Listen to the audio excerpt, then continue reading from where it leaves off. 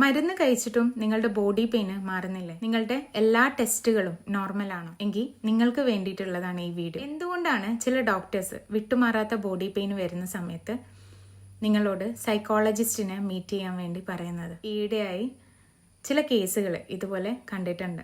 വിട്ടുമാറാത്ത ബോഡി പെയിനൊക്കെ വരുമ്പോൾ എല്ലാ ടെസ്റ്റുകളും നടത്തി നിങ്ങൾ നോർമലാണെന്ന് അറിയുന്നു. ആ സമയത്ത് ഡോക്ടേഴ്സ് നിങ്ങളോട് പറയാണ് നിങ്ങളൊരു സൈക്കോളജിസ്റ്റിനെ മീറ്റ് ചെയ്യണം. അത് കേൾക്കുമ്പോൾ നിങ്ങൾക്ക് അത്ര ഡൈജസ്റ്റ് ആവില്ല. കാരണം നിങ്ങൾ ചിന്തിക്കുക, എൻ്റെ ഈ വേദനയും മെൻ്റൽ ഹെൽത്തും സൈക്കോളജിയും തമ്മിൽ എന്താണ് ബന്ധം എന്നാൽ ഞാൻ പറയും, ബന്ധമുണ്ട്.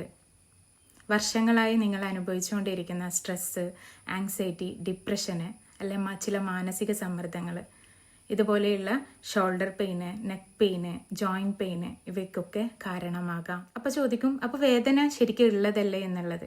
ഉള്ളതാണ്. ബട്ട് അതിൻ്റെ കാഠിന്യം, അതായത് ആ വേദനയെ സ്ട്രോങ് ആക്കാൻ നിങ്ങളുടെ മാനസിക സമ്മർദ്ദത്തിന് വലിയൊരു പങ്കുണ്ട്. നമ്മുടെ മനസ്സും ശരീരവും തമ്മിൽ വളരെ ശക്തമായ ഒരു ബന്ധമുണ്ട്. അതുകൊണ്ടാണ് ഇതുപോലെയുള്ള ചില സ്ട്രെസ്സുകൾ നിങ്ങളുടെ ശരീരത്തിന് വല്ലാതെ ബാധിക്കുന്നത്. ഇത് മാത്രമല്ല, ശരീരത്തിൽ കാണുന്ന ചില കറുത്ത പാടുകൾ, അതുപോലെ ചുവന്ന തടിപ്പുകൾ, മുടി കൊഴിച്ചിൽ, ഇതിനൊക്കെ കാരണം നിങ്ങൾ അനുഭവിക്കുന്ന മാനസിക സമ്മർദ്ദങ്ങളാവാം.